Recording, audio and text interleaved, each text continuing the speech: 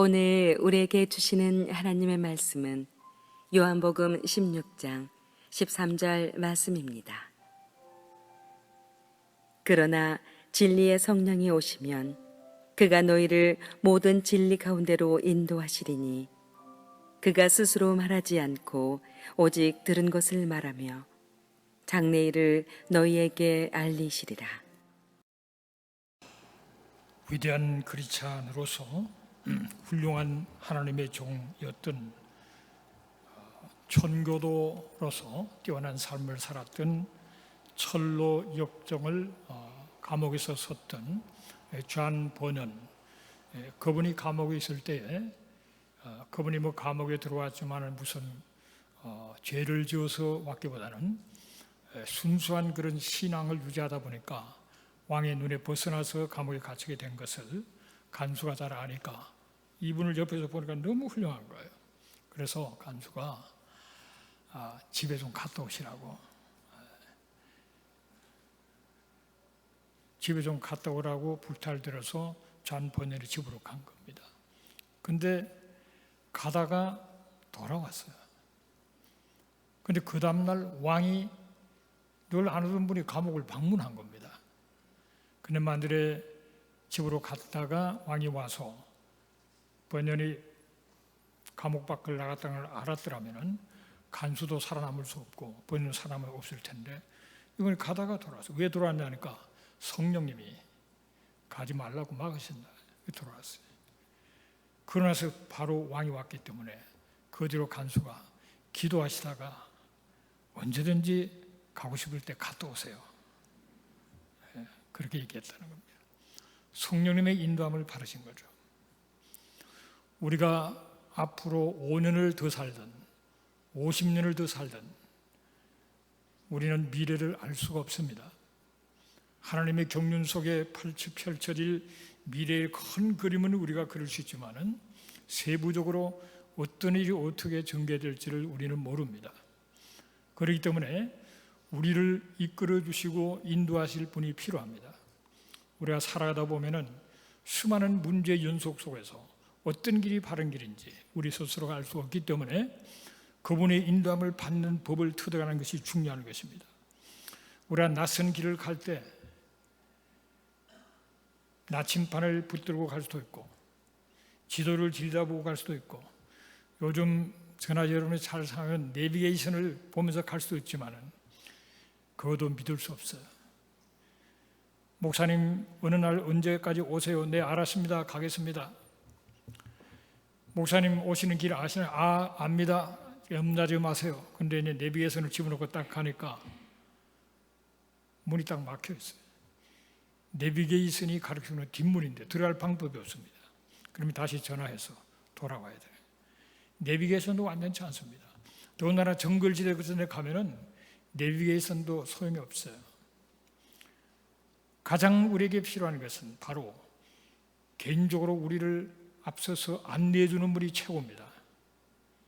모든 걸 다 알고 있기 때문에 그분이 앞장서면 따라가면 되는 것이죠.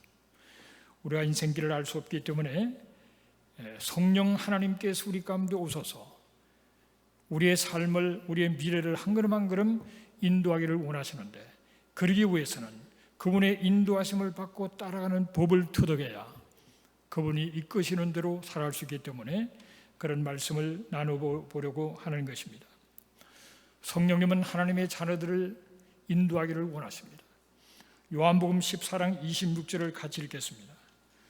보혜사 곧 아버지께서 내 이름으로 보내실 성령, 그가 너에게 모든 것을 가르치고 내가 너에게 말한 모든 것을 생각나게 하리라 그랬습니다. 성령님은 우리에게 진리를 가르쳐 주실 뿐만 아니라 생각나게 하세요. 생각이 탁 떠오르게 만드십니다. 욥기 33장 15절 16절을 같이 읽겠습니다. 사람이 침상에서 졸며 깊이 잠들 때나 꿈이나 밤에 환상을 볼 때 그가 사람의 귀를 여시고 경고로서 두렵게 하신다 그랬습니다. 하나님께서는 침상에 좋을 때도 깨우쳐주신다는 거예요. 침상에서 졸고 있어도 졸면서도 하나님의 은혜를 받을 수 있는 거예요. 보니까 졸다가 하나님 뜻을 깨닫는 거예요. 성령님이 깨우쳐주는 겁니다. 졸다가 정신을 바짝 차리는 순간에 아이디어가 탁 떠오르는 수가 있었을 거예요. 여러분. 졸 때도 역사하십니다. 깊이 잠들 때 꿈속에서 역사하신다. 꿈을 통해서 하나님의 뜻을 알게 해주시는 거예요.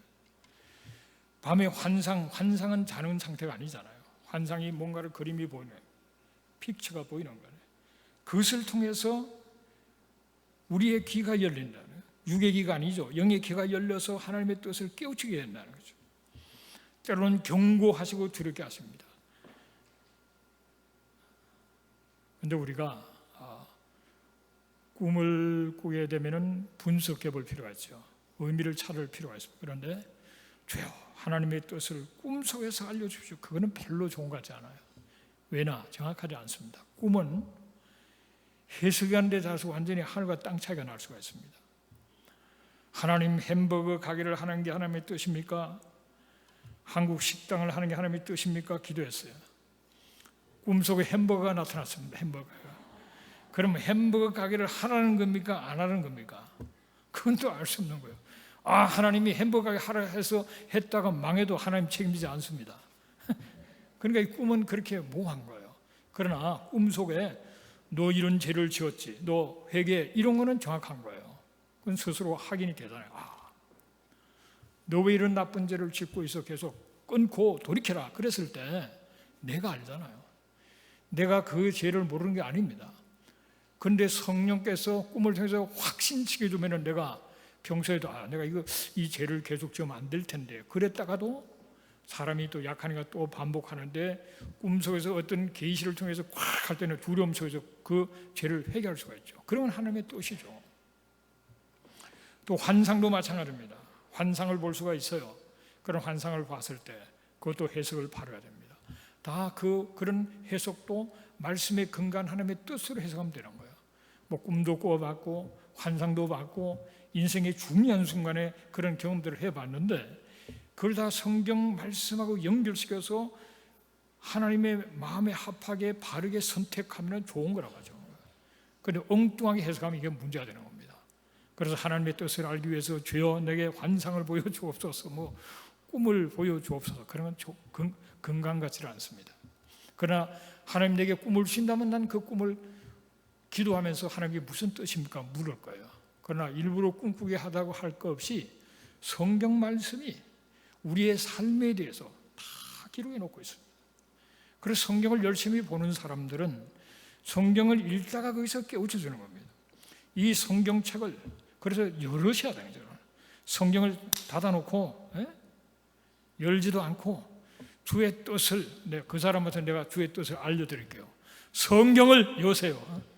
그게 주의 뜻입니다. 성경을 열어야 돼. 열심히 읽다 보면은 하나님께서 어떤 부분에서 평소에는 못 깨달았던 걸 깨닫게 하고 어떤 부분에서 어떤 데는 그냥 대충 뭐 할렐루야 은혜 넘어가는 어느 날 그것이 강력하게 내게 그것이 어떤 도전과 감동과 깨달음을 확 주는 그게 하나님의 뜻입니다.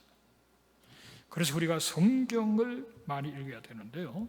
그리고 성경의 저자가 성령이시기 때문에 성경을 읽는 도중에 성령님께서 다 불현듯이 깨닫게 만드시는 겁니다. 그거를 분별하면서 주의 뜻으로 받아들이면 되는 것이고, 그래서 성경을 열심히 지속적으로 보는 사람은 하나님도 그런 사람을 다루시기가 편하세요. 그 읽는 부분을 다 감동을 주면 되니까. 이 성경을 안 보니까 꿈으로도 한번 해봤다가 그래도 미련하게 못 알아들으니까 나중에는 하나님도 그냥 한 대 쳐서 얻어 터진 다음에 정신이 팍 들어서 군대 가면 빠따 맞으면 정신이 팍 듭니다. 빠따를 맞으면 머리도 좋아집니다. 그냥 금방. 별 못 외우는 사람도 두드려 패면 금방 외워요. 이렇게. 왜 하나님이 징계를 해서 깨닫게 말해서 그런 역사가 있는데 그럴 필요가 없이 열심히 성경을 보고 마음을 들여 하나님의 뜻을 찾다 보면은 깨우치신다는 말이죠. 그리고 하나님께서 우리에게 생각을 집어넣으셔. 생각. 이게 중요한 겁니다. 생각이 나의 생각도 물론 있지만은 크게 사단이 주는 생각과 성령이 주시는 생각이 있습니다. 이 사단이 주는 생각을 다른 말로 시험도 들었다 그래요. 시험이 됩니다. 생각을 잘못 시험이 되는 거예요. 성령이 주시는 생각은 우리에게 소망이 되고 평안이 되고 용기가 생기고 깨달음이 생기고, 그렇게 성령께서 주시는 생각, 이 생각을 잘해야 돼요. 생각은 우리의 존재를 결정해버려요. 나는 누구라는 생각이 납니다. 나는 맨날 자나깨나 나쁜 놈이라고 생각하는 그 사람 나쁜 놈이에요. 나는 하나님의 자녀다, 하나님의 아들이다, 딸이다 생각을 늘 하는 그 사람은 하나님의 아들입니다. 나는 하나님의 아들 같기도 하고 안 같기도 하고 맨날 이런 사람은 그 수준에 자기가 자기 존재를 결정하는 겁니다. 하나님이 나에 대해서 뭐라고 말씀하는 것을 믿는 사람은 그 생각, 그것이 바로 자기예요. 못 믿는 사람은 말씀에 아무리 널려 있어도 안 해요. 그게 하나님 말씀을 바로 깨닫고 그것을 믿고 그것을 생각을, 말로만 아니라 말은 그렇다는데 생각이 잘못될 수가 있어요. 생각이 바로 생각. 바른 생각하면 자기의 존재 자체를 결정할 뿐만 아니라 운명을 결정해버려요. 매달 부정적인 생각을 해보십시오. 틀림없이 부정적인 사람들이 들어붙어요. 이렇게 부정적인 것들은 부정적인 걸 좋아합니다. 한국 보세요. 다 끼리끼리 노는 거예요. 부정적인 부정적인 뭐 어느 사이나 맞아. 부정적인 사람 부정적인 사람끼리. 그래서 인생이 부정적으로 되어버리는 거예요. 무엇인지 긍정적으로 볼 수 있고 부정적으로 볼 수 있습니다. 긍정적으로 보고 긍정적으로 생각하고 그러면 또 그런 방향으로 모든 게 풀려나갑니다. 그러면서 자기의 생각과 그 생각을 표현되진 그 언어로 말미암아 자기가 그 운명에 자기가 완전히 거기에 매여버린단 말이죠. 마치 누에가 고치 안에 갇히듯이 자기가 자기의 집을 짓듯이 자기 운명을 자기가 만들어버린 겁니다. 그래서 생각을 발휘하는 거예요. 생각은 이 땅에서 생각하지만은 결과는 영혼에서 나타나는 겁니다. 이 땅에 살아가면서 하나님의 뜻을 찾고 그런 생각을 한 사람은 이 땅에 살아갈 때 하늘을 바라보고 살게 돼요. 그러면 영혼을 결정해야 돼요. 이 땅에서 위대한 훌륭한 삶을 살았던 사람은 다 마찬가지입니다. 다 똑같습니다. 하늘을 생각하는 사람들. 하늘을 생각했던 사람이 이 땅을 변화시키고 종교를 개혁시키고 하늘을 생각하고 목숨 걸고 이 땅에서 하나님의 뜻을 신앙해서 살았던 그 사람들이 역사를 주도하는 것이고, 그 사람들은 하늘나라의 때가 되면은 마지막 하나님의 플랜, 하나님의 마지막 최후의 비전, 그것은 최초의 비전과 최후의 비전은 똑같습니다. 거기에서 주와 더불어 왕노릇하는 자로 나간다는 겁니다. 그런 은혜가 있게 되시기를 주의 이름으로 축복합니다. 그러기 때문에 누구를 원망할 필요가 없어요. 생각하는 나가는 안 돼. 생각대로 결국 운명이 결정이 되는데 그 생각을 따라서 영원까지 결정되는 누구를 탓하겠습니까? 우리는 성령의 인도하심 속에 바른 생각을 하고 사단이 주는 생각을 자꾸 물리쳐야 됩니다. 여러분, 성령의 생각만 오고 사단의 생각은 따로 사람이 정해진 게 아니에요. 성령의 사람도 사단의 생각을 집어넣어 주는 걸 그걸 뿌리치기 때문에 성령의 사람으로 살아갈 수 있는 거라 이 말이죠. 여러분, 언더우드가 인도로 선교로 가려고 그러다가 조선에 대한 선교사의 보고를 듣고 조선이 너무 사람들이 힘들게 살구나, 조선으로 가야 될 텐데 생각을 했지만은 선교부에다가 알아보니 선교부에 선교사를 보낼 돈이 없는 거예요. 그래서 그러다가 다시 알아보니까 며칠 전에 돈이 들어왔다는 거죠. 선교사 파수한테 서달라고. 이게 참 돈도 참 중요한 거예요. 중요한 거예요. 하나님은 돈이 필요한 거예요. 그래서 결국은 조선으로 오게 돼요. 조선에 와서 얼마나 복음의 역사가 강하게 일어났습니까? 그 생각, 조선을 어떻게 하지? 그렇게 그 생각이 그게 성령의 역사였습니다. 그래서 결국은 조선 땅을 향하여 나가게 되고 그것이 선교가 준비된 하나의 그것을 통해서 확인이 되고 조선 땅에 온 거라. 생각을 바르게 해서 하나님께서 주시는 그 생각을 붙드시기를 주의 이름으로 축복합니다. 하나님은 우리의 말씀을 통해서 우리에게 심어준 생각을 통해서 우리를 이끄신다는 사실을 생각하고 그 생각을 바로 하시고 말씀을 사모하는 여러분 되시기를 주의 이름으로 축복합니다. 여러분, 자식이 있어도 자식하고 대화 안 하면은 그 자식이 참 얼마나 답답합니까? 답답한 걸 지나서 아주 끔찍하죠. 우리가 성령 하나님을 모시고 있다 그러면서도 그분과 대화할 줄을 모르면은 끔찍한 일이란 말이에요. 성령님이 우리 속에 계시는데 그분하고 소통이 돼요, 소통이.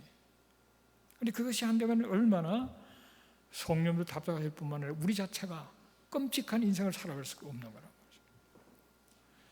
소통이 필요한 것입니다. 저는 제가 딸이 둘이 있는데 옛날에 집에서 계속 있을 때는 뭐 소통이란 게 딴 거 없어요. 그냥 저는 아침에 늘 일찍 나오고 밤에 들어가면서 허그해주는 게 그게 소통이에요. 때로는 사랑의 말도 안 하고 그냥 허그해주는 거. 그게 소통이었어요. 그래도 뭔가를 느꼈는데 떠나고 나니까 이게 허그할 수가 없잖아요. 방학 때 오면 이제 수시로 가능하면 집에 가서 밥을 더 자주 먹고 들락날락하면서 계속 허그해주는 거야. 사랑한다고 그게 소통이었어요. 그런데 지금은 그게 뭐 처음에는 연락도 오고 하다가 세월이 가면 그것도 좀 바쁘면 또 빠지고 뭐 이러게 된다. 그래서 갑자기 딸이 생각이 나더라고요. 그래서 아침에 메시지를 한번 우리 큰딸은 이 메시지는 통하지만은 다른 걸로 통하지 않아요. 그래서 메시지로 요회랑사 혜진 딱 쳐봤어요. 요회랑사가 무슨 말인지 아시죠? 모르세요? 야, 모르시는구나. 우리끼리만 통하는 말입니다. 요회랑사. 거꾸로 하면 어때요? 사랑해요, 사랑해요, 혜진 딱 보내줘요. 그러니까 연락이 왔어요. Miss you to daddy 이렇게 왔어요. Miss you to daddy 이렇게 왔어요. 근데 요즘은 그 미카 영어라는 그 프로그램에 딱 넣으면은 말이 소리로 나옵니다. 근데 그 소리를 평소에는 뭐 발음 어려운 걸 딱 치면 발음이 쫙 나오면 너무 좋았는데 우리 딸 소리 좀 듣고 싶어서 넣어보다가 영 목소리가 우리 딸만 못한 거예요. 우리 딸 목소리는 아주 참 좋은데 또렷또렷하고 그래. 이 뭐 목소리가 뭐가 좀 마음에 안 들어요. 여자 목소리는 한데. 근데 그거를 번역을 딱 치면 그대로 한국말로 번역이 딱 나와요. 근데 Miss you to daddy 했는데 번역이 미스, 당신, 너무, 아빠 이렇게 번역이 나왔어요. 이게 도대체 그러면서 우리가 소통이 필요한데 성령님도 그러시겠구나. 우리가 성령님을 찾고 구해야 되는 거예요. 그 성령님의 인도를 구하셔야 되는 거예요. 그리고 성령님과의 교제와 소통을 이루면서 그분을 알아가야 됩니다. 아빠와 딸 관계라도 세월이 가면서 더 알아가잖아요.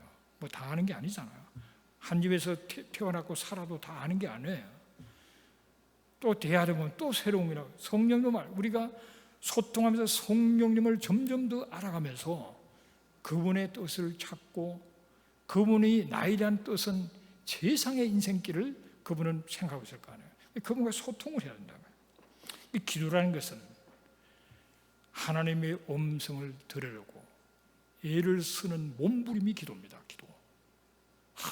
난 하나님 사랑합니다. 하나님을 알고 싶어요. 하나님 뜻대로 살고 싶어요. 내게 깨우쳐 기도를 해야 된다. 기도를. 그래서 성령과의 관계를 더 깊이 아주 프랙티컬하게 이거를 점점 경험을 할수록 성령님을 알아가는 거예요. 성령님은 내게 이런 걸 깨우칠 때는 이렇게 하더라. 이 노하우가 쌓여가는 겁니다. 그냥 예수님 그 성령 내 속에 그냥 교통이 되는 게 아니에요. 그래서 그 성령님을 알아야 되고 세월이 갈수록 열심히 진실로 교제하는 사람은 더 여러 가지를 알게 돼요. 성령님은 이럴 때 이렇게 하더라는 하나의 케이스가 점점 생기면서 성령님을 더 알게 되는 거예요. 그런 은혜가 있게 되시기를 주의 이름으로 축복합니다. 시편 27편 11절을 같이 읽겠습니다. 여호와여 주의 도를 내게 가르치시고 내 원수를 생각하소서 평탄한 길로 나를 인도하소서. 이렇게 기도하는 겁니다. 하나님의 그 길을 내게 가르쳐 주십시오. 내 원수를 생각하셔서 내가 너무나도 힘듭니다. 평탄한 길로 나를 인도해 주시옵소서. 기도합니다. 가르쳐 주시옵소서. 인도하여 주옵소서. 이렇게 기도하는 거예요. 야고보서 1장 6절을 같이 읽겠습니다. 오직 믿음으로 구하고 조금도 의심하지 말라. 의심하는 자는 마치 바람에 밀려 의도하는 바람 물결 같으니. 여러분이 성령님의 도우심을 구할 때 믿음으로 구하셔야 돼요. 나를 사랑하시고 살아계신 성령님께서는 내가 정말 기도하면은 나에게 반드시 알려주신다는 그 믿음으로 구하셔야 돼요. 할렐루야. 글쎄, 될까? 그러면 안 돼요. 믿으셔야 돼요. 하나님이 나를 지으셨고 구속하시고 지금까지 인도하신 분이 다른 것도 아니고 그분의 뜻대로 살려고 알려달라는데 왜 안 알려주겠어요? 반드시 알려주면 믿고 해야 된다. 시편 119편 19절을 가지겠습니다. 나는 땅에서 나그네가 되어 사오니 주의 계명들을 내게 숨기지 마소서. 계명들을 숨기지 말아서 가르쳐달라는 거죠. 시편 25편 9절을 가지겠습니다. 온유한 자를 정의로 지도하시며 온유한 자에게 그의 도를 가르치시도다. 이 온유한 자, NIV 번역을 보면은 더 humble 이렇게 되어 있어요. 겸손한 자라고 해요. 겸손한 자에게 정의로 지도하시. 이 정의라는 것은 바른 것을 얘기합니다. 겸손한 자에게 바르게 가르쳐 주는 것. 무엇이 바른가를 알게 하신다. 겸손해야 된다는 거예요. 또 겸손한 자에게 그의 도를 His way, 길을 가르쳐 준다. 겸손한 자에게. 겸손한 게 뭐겠습니까? 뭐 이렇게 하는 게 겸손입니까? 겸손한 것은 나의 연약함을 인정하고 그분을 의지하는 겁니다.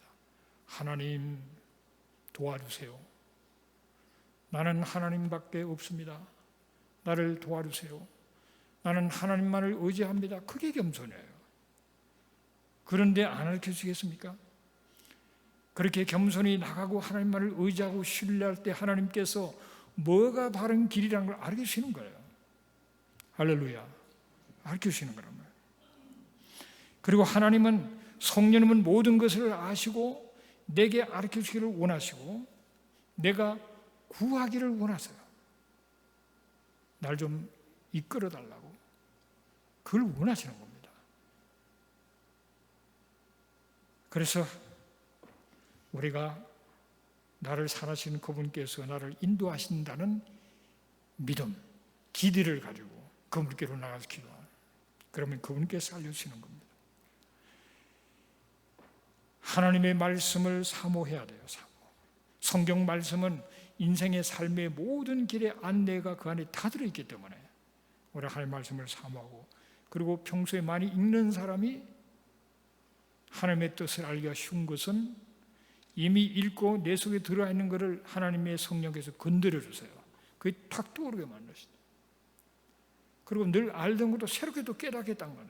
그렇게 하나님은 역사하시기 때문에 성경을 많이 읽고 깊이 묵상하는 사람이 하나님의 인도를 받기가 쉬운 것은 당연한 건데, 그러나 자세가 온유한 자, 겸손한 자에게 가르쳐주시고 길을 인도하시기 때문에 겸손한 자가 돼요. 그래서 하나님 앞에 겸손한 가운데서 나가야 돼요.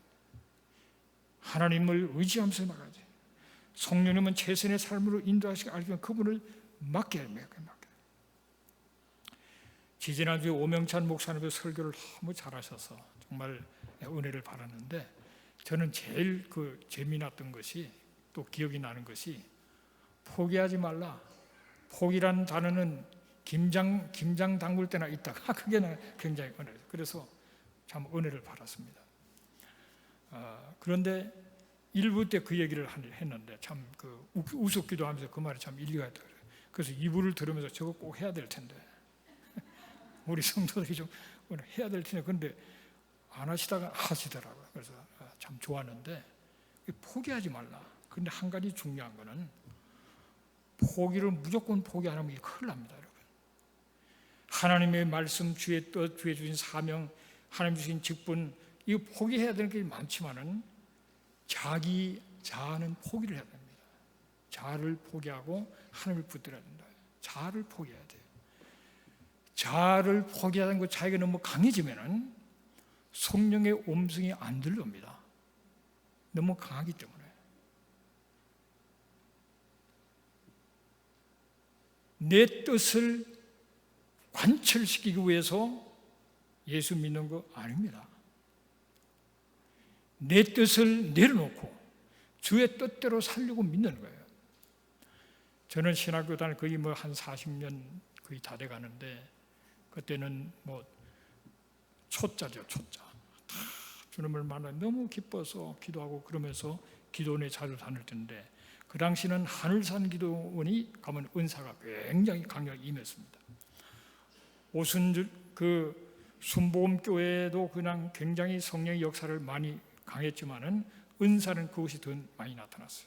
그곳에 가면은 은사 안 받으면 완전 개 취급당합니다.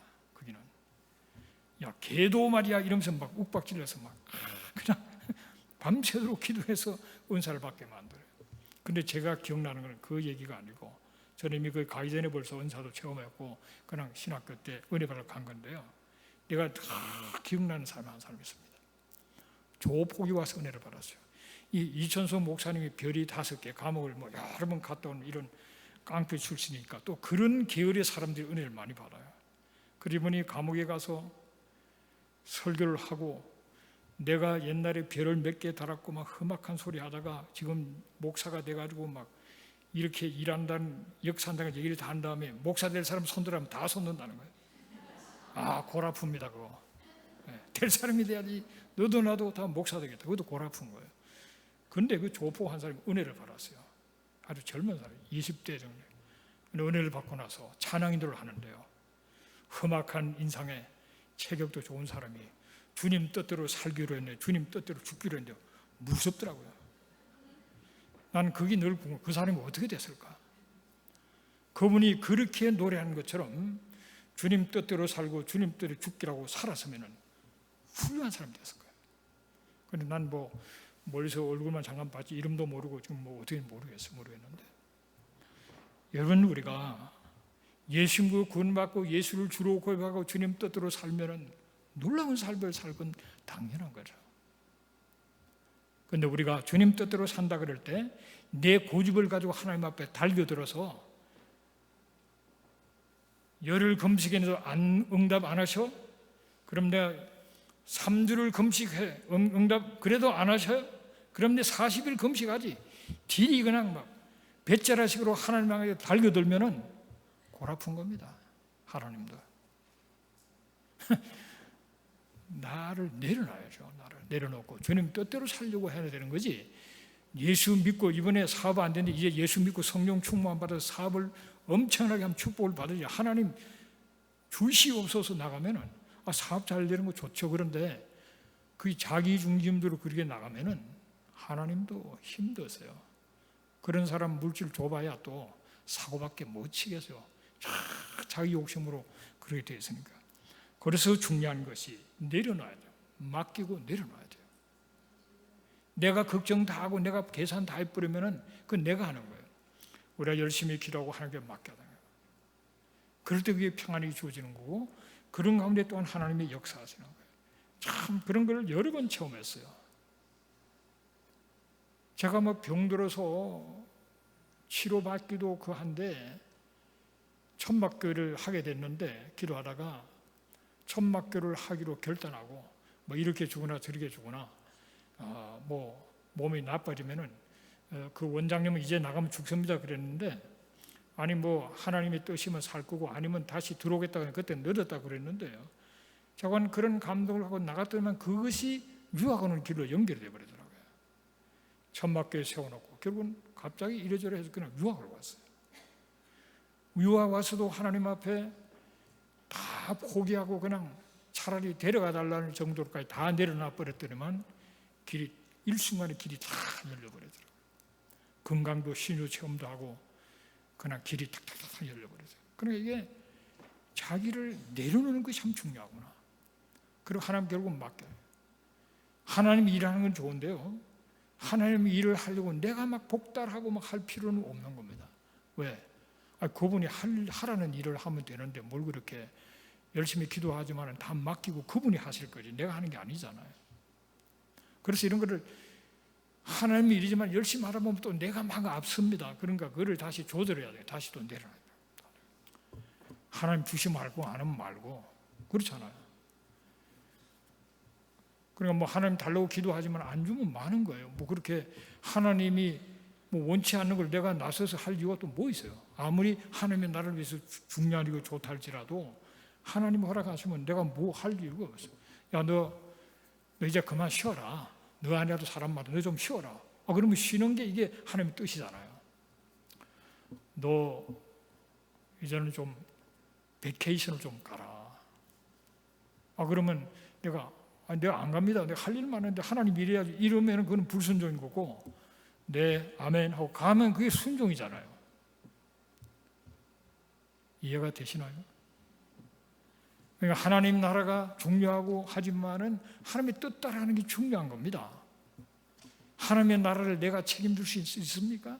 하나님이 하시는 거예요. 나는 그때그때 내 역할이 뭔지를 물어보고 그 역할에 맞는 것만 충실하면은 오스카상도 타고 별걸 다 타게 되는 거예요.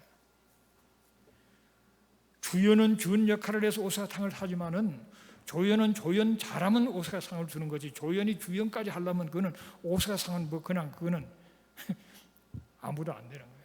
자기 역할이 있는 거예요. 역할을 잘하면 되는 거죠. 그러면 100점이라는 거죠. 그러니까 지나치게 뭐 하려고 할 필요도 없고, 그러나 하나님이 하라시면은 하면, 하나님이 하기를 원하시는 하는데 필요한 걸 왜 하나님 안 채워주시겠어요? 안 채워주시면 말고 그렇잖아요. 걱정할 게 없는 겁니다. 다 내려놓고 나가면 된다는 거죠. 그런데 중요한 것은 하나님의 뜻을 분별할 수 있어야 돼요. 하나님의 뜻을 분별할 수 있는. 누가복음 21장 33절을 같이 읽겠습니다. 천지는 없어지겠으나 내 말은 없어지지 아니합니다. 이 없어진다는 말은 패스웨이입니다. 지나간다는 겁니다. 천지가 없어지네. 근데 무슨 뭐 또 우리 목사님은 천지가 새로운 하늘 새 땅이 뭐 되고 없어지는 것이 아니고 새로 갱신이 된다 그랬는데 여기는 없어진다는 게 패스웨이입니다. 존재 자체가 없어진 게 아니에요. 현재 천지는 지나가고 새로운 하늘 새 땅이 주어지는 거예요. 예수 안에서 우리가 새로운 피조물이 되죠. 이전 것은 지나갔으니 보라 새 것이 되어더라는 거예요. 내 존재가 없은 게 아니라 새 것이 되는 거지. 자관 하나님의 이 말씀은, 하나님의 말은 반드시 존재한다는 말씀대로 된다는 것인데, 야고보서 3장 17절을 같이 읽겠습니다. 오직 위로부터 난 지혜는 첫째 성결하고 다음에 화평하고 관용하고 양순하며 긍휼과 선한 열매가 가득하고 평경과 거짓이 없다 그랬어요. 우리가 하나님의 지혜를 구하지만은 그 지혜는 지금 설명한 것처럼 그게 지혜지 다른 것을 지혜라고 생각하면 안 된다는 거예요. 하나님의 지혜, 위로부터 난 지혜는 하나님의 지혜고 완전한 지혜입니다. 그거는 성결한 거예요. 하나님의 지혜는 성결한 거예요. 그러니까 하나님의 지혜를 얘기할 때 유진 피터슨은 그렇게 얘기했어요. 거룩한 삶에서부터 시작이 되는 거예요. 우리의 삶을 정결하게 회개할 것은 회고 바르게 해야 거기에서 하나님의 뜻을 따라 살아가는, 하나님의 지혜로 살아가는 인생이 되는 거지, 더럽고 추한 모습으로 살아가면서 하나님의 지혜를 구하고 지혜로 살라는 그게 아니다. 시작이 성결의 성결. 십자가 보혈의 능력을 있고 우리가 거룩한 삶을 통해서 하나님의 지혜를 따라 살아가는 인생이 되는 것이고, 그 지혜는 화평한 거예요. 화평이라는 단어는 추상적인 건데 이것을 좀 더 쉽게 번역해서 이웃과 더불어 이렇게 번역을 하고 있어요. 이웃을 사랑한다, 화평한다는 게 뭐냐? 이웃과 더불어 가는 거예요. 더불어 서로 부족을 채워주고 껴주고 그리고 격려하고 함께 더불어 가는, 혼자 따로 노는 게 아니에요. 나는 이웃을 사랑해야지 그러면서 혼자 외톨어 노는 거는 사랑하는 거 아니라 화평한 관계를 유지 못하고 있는 거예요. 그래서 하나님의 지혜는 더불어 함께 하는 거예요. 함께 화평한 관계는 그것이 이웃 사랑의 기본적인 거예요.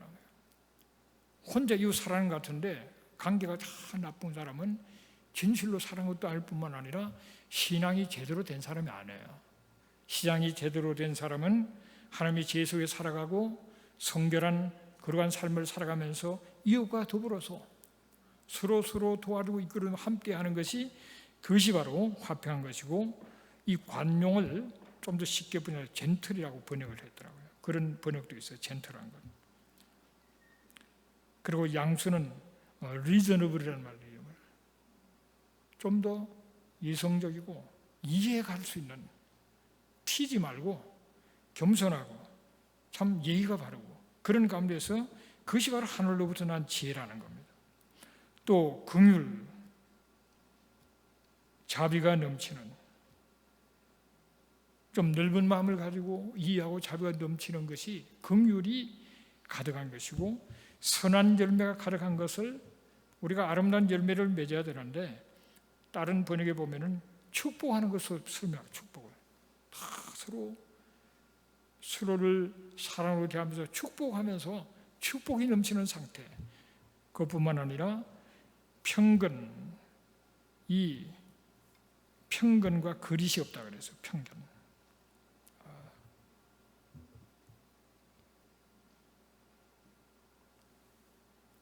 공정하게 모든 걸 바르게 생각하지 못하는 겁니다. 편견을 가지고 있다. 또 다른 번역은 이런 번역도 있더라고요. 오늘은 뜨겁고 내일은 차가운 거, 그러지 말라. 그건 좀 단어가 안 맞는 것 같은데 원어적으로 그런 해석도 되나 봐요. 뜨겁게 해서 차버렸다. 거리시 없는 일을 not two faced 이렇게 번역을 한다고 했어요. 두 얼굴이 아니야. 항상 똑같은 얼굴. 어제 얼굴 다르고 오늘 얼굴 다르고. 아브라함 링컨이 생각나더군요. 잘 여러분 아시잖아요. 대통령 출마했는데 스타크턴이라고 그저 정적이 계속 공격.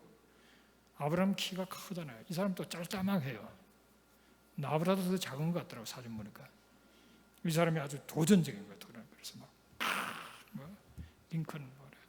저 사람은 말이야 두 얼굴을 가진 사람이라고 막 위선자라고 막 그러니까 나중에 링컨이 나와서 글쎄 내가 두 얼굴을 가지고 있다면 왜 이 얼굴을 가지고 나왔겠습니까? 그래가지고 모두가 그냥 웃고 그냥 오히려 링컨이 더 올라갔다는 그런 얘기하죠. 투 페이스, 두 얼굴. 여기서 다르고 저기서 다르고 어제 다르고 오늘 다르고 그런 인간이 되면 안 되는 거예요. 그는 하늘이 주신 지혜가 아닙니다, 여러분. 사탄의 도구가 되는 거예요. 진실하게 사랑으로 남을 축복하고 진지하고 변함없이 더불어서 거룩함을 추구하는 삶을, 그것이 하늘이 주신 지혜라는 거예요. 그런 삶을 추구하지 않으면서 주여 지혜를 주시옵소서. 아니 이미 다 가르쳐 줬는데 안 하는 건 뭘 달라는 거냐. 그런 삶을 추구하시기를 주의 이름으로 축복합니다. 고린도전서 14장 33절을 같이 읽습니다. 하나님은 무질서의 하나님이 아니시오 오직 화평의 하나님이시니라. 모든 성도가 교회에서 한 것 같이 하나님은 무질서의 하나님이 아닙니다. 하나님의 지혜는 서로가 질서를 이루고 조화를 이루면서 이렇게 나가는 것이 무질서한 게 아니에요. 또 하나님은 화평의 하나님입니다. 그래서 신앙생활 할 때요 혼자 독불장군 그 위험한 겁니다. 혼자서 옳다고 하는 거 위험한 거예요. 서로가 이렇게 점검하고 서로가 살펴주고 도와줘야만 되는 겁니다. 그래서 혼자서 생각하면 위험한 거예요. 잘못해도 잘못인지 몰라요. 그래서 공동체가 필요한 거라고. 공동체가 서로에게, 왜 우리가 완전하지 않으니까. 하나님이 아니잖아요. 완전하지 않아요. 그러니까 서로 돌보고. 교회도 마찬가지입니다. 교회 안에서도 뿐만 아니라 이 교회를 또 균형을 이루고 컨트롤하는 노예가 있어요. 노예에 또 총회가 있고 이게 다 연결이 되어 있는 거예요. 하나님의 나라에 다 연결이 되어서 균형을 취하고 서로가 자유를 누리면서도 또 제한을 받고 그러면서 함께 균형을 이루어서 하나님의 나라를 이루자는 거예요. 혼자서 튀는 것은 잘못이에요. 서로 이해하고 서로 하나가 되고 그러면서 하나님 뜻을 이루어야 되겠고 어떤 일을 할 때 충동적으로 하면 안 됩니다. 또 어떤 일을 할 때 서두르면 또 사고가 나요. 하나님 일을 할 때 우리가 이상하게 자꾸 의심이 난다. 그러면 결단을 유보해야 되는 겁니다. 의심이 난다. 우리가 이론적으로 다 계산할 수 있지만 글로서 이론적으로 계산해 보니까 맞다 그래서 내 마음이 평안한 게 아니에요. 맞기 때문에 하나님 일을 꼭 하는 것도 아니에요. 하나님이 정말 하기를 원하는 게 뭔가 그걸 여러 가지로 체크를 해보지만 마지막 결정적으로 기도하는 가운데 하나님이 주시는 평안이 있어야 되는 거예요. 할렐루야. 여러분 결혼하실 때 그렇게 하지 않았나요? 조건이 좋아서 이야 이게 웬 떡이냐 무조건 결혼을 합니까?